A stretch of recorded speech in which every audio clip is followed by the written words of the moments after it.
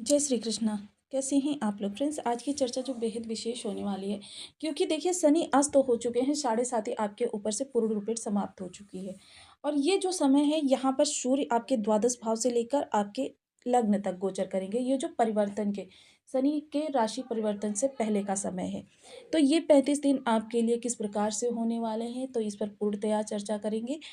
क्योंकि देखिए शनिवत कार्य करते हैं राहु, तो यहाँ पर आपके लिए चर्चा करते हैं इस सूर्य के माध्यम से।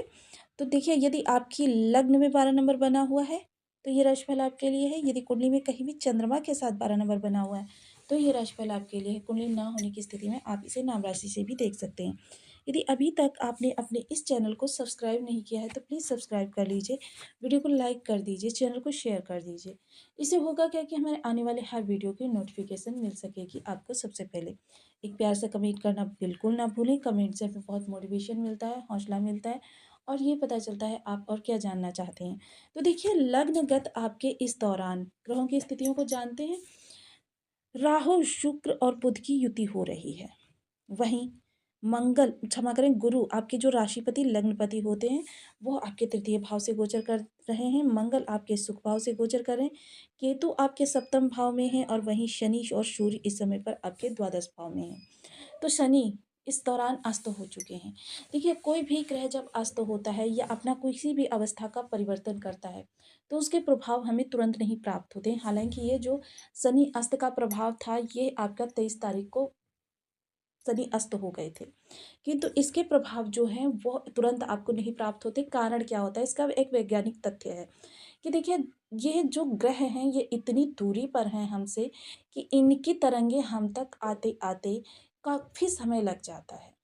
तो ये प्रभाव अब आपको 26 तारीख से प्रारंभ होगा। 26 फरवरी से 7.5 का प्रथम चरण समाप्त। परिवर्तन से पहले 35 दिन। मीन राशि। 100 साल बाद सूर्य, शनि, राहु की इस प्रकार की स्थितियां बनने जा रही हैं। होगी छप्पर फाड़कर धन वर्षा। तो ये सब किस तरीके से होगा? देखिए शनि शनि एक टीचर की तरीके से हैं, जिन्हें बहुत सख्त टीचर कहा जा सकता है, जो अपने शिष्य को सुधारने के लिए किसी भी हद तक जा सकता है। तो देखिए जब 7.5 आती है तो शनि क्या करते हैं, आपको समाज का आईना दिखाते हैं। पिछले समय में ये चीज़ें आपने अनुभव कर ली होंगी।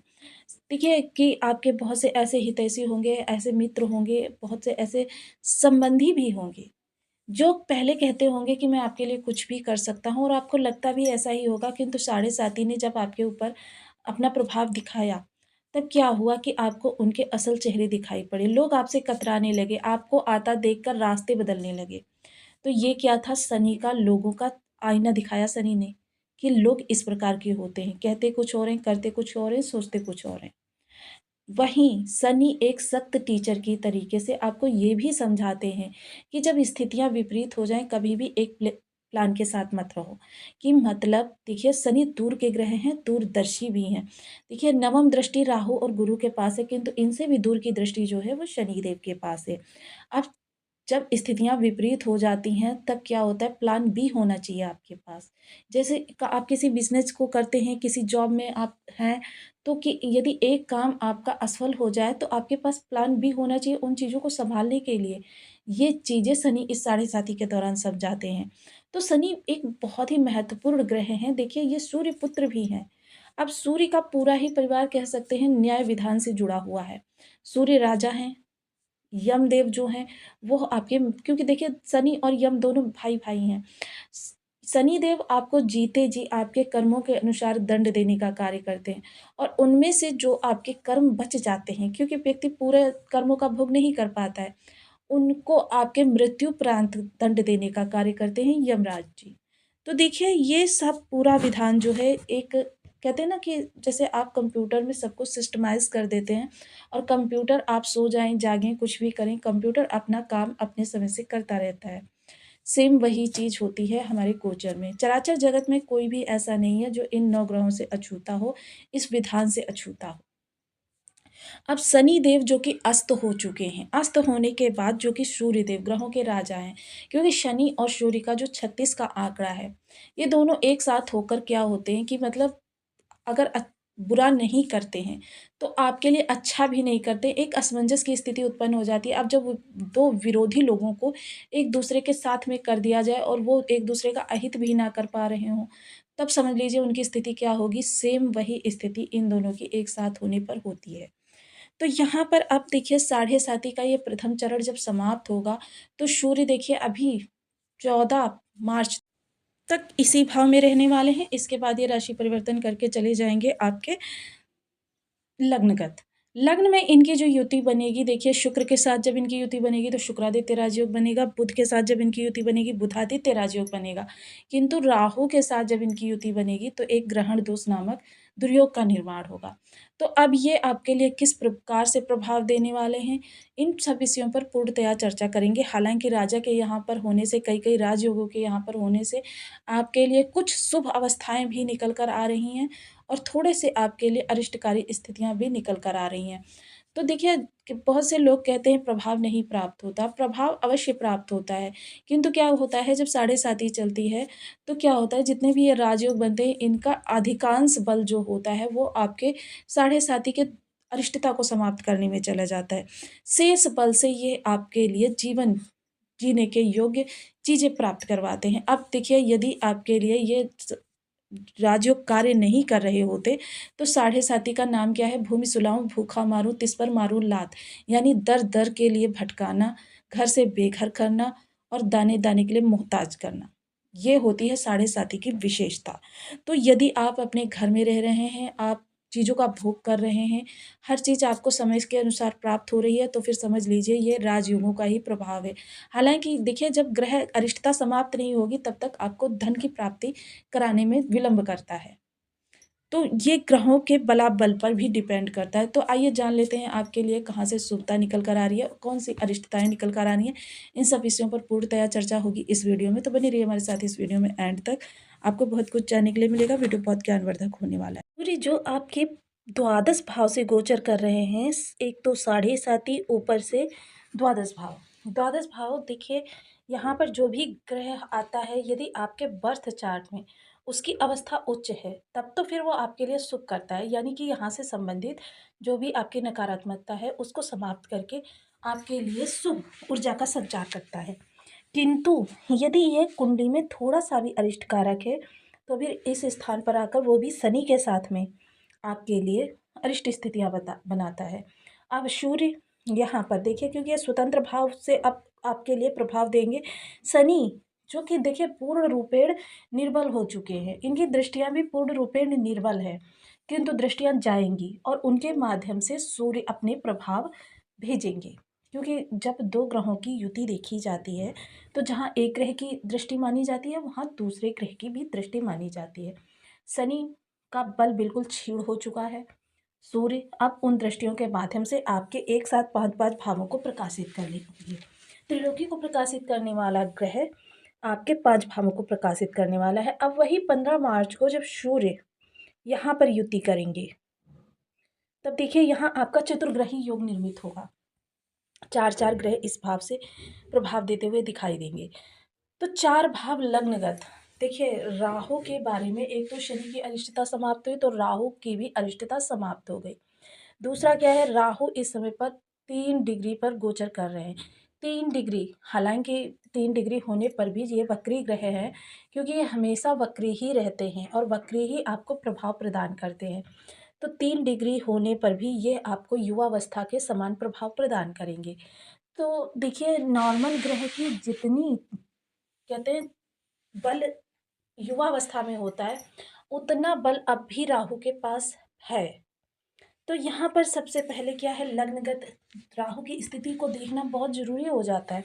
एक तो राहु क्योंकि राहु वृषभ और कन्या में उच्च के प्रभाव देते हैं और वृषभ के स्वामी और कन्या के स्वामी दोनों ही इस समय पर राहु के साथ गोचर कर रहे हैं। ग्रहों के राजा सूर्य आ गए हैं। ग्रहों के राजा सूर्य के यहाँ पर आने से क्या होगा आपकी जो कहते हैं ना कि जब राजा आता है बेशक आप दिल से उसके लिए कितनी भी अरिष्टता सोचते हो किंतु आपको उठकर उसको नमन करना ही पड़ेगा। तो देखिए ये तो ब्रह्मांड के कर्ता धर्ता हैं, तो ये तो नियमों का पालन अवश्यमेव करेंगे। तो यहाँ पर आपके लिए क्या है कि राहु, और दूसरी चीज़ क्या है कि विषु स्थान और लक्ष्मी स्थान में ऑटोमेटिकली राहु की जो अरिष्ट स्थिति है वो 50% समाप्त हो जाती है। तो देखिए, क्योंकि शनि का भी बल बढ़ा हुआ था, तो जिस कारण से राहु के भी आपको नकारात्मक प्रभाव प्राप्त हो रहे थे, तो यहाँ पर अब राहु के सकारात्मक प्रभाव प्राप्त होने वाले हैं। सबसे पहले सूर्य, अब राहु के ही माध्यम से इन 3 ग्रहों की दृष्टियां भी आपके 3-3 भावों को प्रकाशित करती हुई दिखाई देंगी।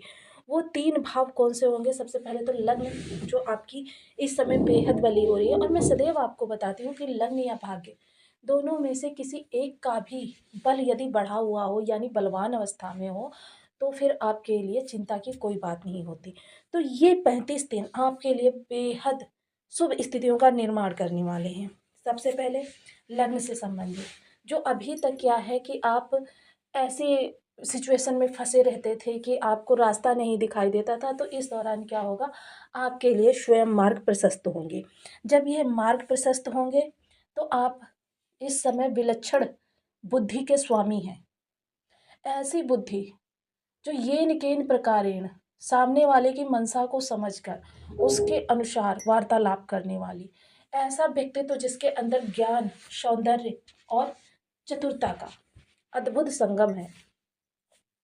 वहीं राजा के समान इस समय जो लोग भी नेतृत्व वाले कार्य करते हैं, जैसे किसी फील्ड वर्क कर रहे हैं, उसमें नेतृत्व की आवश्यकता होती है, शासन प्रशासन से जुड़े हुए हैं, या ऐसा कोई भी कंपनी है कोई जिसमें आप लीड कर रहे हैं, तो ऐसे कार्य वालों के लिए यह बुद्धि इस दौरान अप्रत्याशित रूप से उन्हें उन्नति प्रदान कराने वाली होने वाली है। वहीं क्या है कि देखिए, सुख का आकर्षण, इस समय आप अपने बनाव श्रृंगार पर भी ध्यान देते हुए दिखाई देंगे। वहीं दूसरों को भी इस समय आपकी सलाह से लाभ हो सकता है, यानी कंसल्टेंसी का कार्य यदि आप करते हैं, किसी भी प्रकार से सलाह देने का कार्य करते हैं, वह दूसरे को, सामने वाले को, और ये सब आपकी लग्न के प्रभाव से होगा। ये ग्रहों के प्रभाव से नहीं, लग्न को ये बलवान बनाने वाले ग्रह जो हैं, ये लग्न के प्रभाव से होगा। वहीं इनकी पंचम दृष्टि, क्योंकि राहु के पास 3 दृष्टियाँ हैं, पंचम दृष्टि ज्ञान भाव पर जाएगी, तो संतान इस समय आज्ञानुसारिणी होगी। विद्यार्थी वर्ग पूर्ण फोकस रहेंगे, हर चीज़ का गूढ़ता से मतलब समझेंगे, जो कि उनको लंबे दीर्घकालिक समय तक याद रहने वाला है। शेयर मार्केट से जुड़े हुए लोगों को अच्छा लाभ होता हुआ दिखाई देगा। हालांकि शेयर मार्केट में इन्वेस्ट करने से पहले कुंडली का एनालिसिस अवश्य करवा लीजिएगा। सप्तम दृष्टि, जीवन साथी से अच्छे संबंध होंगे। विवाह के योग्य उम्र है, तो इस समय विवाह के चटमंगनी पट ब्याह वाली स्थिति बन सकती है। सुयोग्य जीवन साथी इस समय प्राप्त हो सकता है। जीवन साथी यदि कार्यरत है, तो उसके पद प्रमोशन के भी योग हैं, वेतन वृद्धि के भी योग हैं। डेली इनकम वाले लोग यदि किसी भी प्रकार से विषम परिस्थितियों में हैं, या कार्य को बदलना चाहते हैं, उसके लिए प्रयास कर रहे थे, तो उनके लिए अच्छी स्थितियाँ उत्पन्न होने वाली हैं। कोई व्यापार कर रहे हैं, वो हानि में है, तो उसे लाभ में बदल सकते हैं। नवम दृष्टि भाग्य पर जाएगी, तो देख लीजिए, अगेन भाग्य भी इस समय पर आपके साथ है। भाग्य के प्रभाव से इस समय देखिए आपकी सारी अरिष्टताओं का शमन होने वाला है। हालांकि देखिए, 14 मार्च तक एक चीज़ का विशेष ध्यान रखें, ज़्यादा नकदी लेकर चलने से बचें, कीमती चीज़ों को बहुत ध्यान से रखें। तो ये ऑनलाइन फ्रॉड वगैरह से भी बचे रहें। ये चीज़ें इस दौरान आपको बहुत ही सतर्कता के साथ संभालनी है। ऐसे में यदि आपके बर्थ चार्ट में सूर्य की स्थिति बहुत अच्छी नहीं तो सामान्य भी है, तो भी आपको इसके प्रभाव बहुत अच्छे प्राप्त होने वाले हैं। तो इसके लिए आपको करना क्या है? देखिए, सूर्य के बल को बढ़ाना है। सूर्य का बल बढ़ाने के लिए आपको ओम घृणी सूर्याय नमः इस बीज मंत्र का 1 माला, 2 माला, 5 माला, 7 माला, 11 माला का जप नियमित अपनी सुविधानुसार करना है। देखिए, सूर्य एक प्रत्यक्ष देवता है, और प्रत्यक्ष देवता तुरंत प्रभाव देते हैं। तो यहाँ पर एक चीज़ और, सदैव अपने कार्यों को अनुशासन में करने की आदत डालें। सूर्य को नित्य प्रति प्रातः उठकर, हो सके तो ब्रह्म मुहूर्त में, नहीं तो 8 बजे तक आप सूर्य को अर्घ प्रदान कर दीजिए। देखिए, 8 बजे से जो बाद का समय होता है, वो फिर दोपहर का समय आ जाता है, और एक निश्चित समय पर ही सूर्य को अर्घ प्रदान करें। इससे आपको बहुत ज़्यादा लाभ होगा। गेहूँ गुड़ बंदरों को खिलाएं, या फिर आप धर्म स्थान पर दान करें। तो फिर आपको वीडियो कैसी लगी मुझे कमेंट बॉक्स में ज़रूर बताएं। चैनल पर न्यू हैं तो प्लीज़ वीडियो को लाइक, शेयर, चैनल को सब्सक्राइब करना बिल्कुल ना भूलें। मिलते हैं नेक्स्ट वीडियो में, तब तक के लिए नमस्कार। अपना ध्यान रखें, स्वस्थ रहें, मस्त रहें।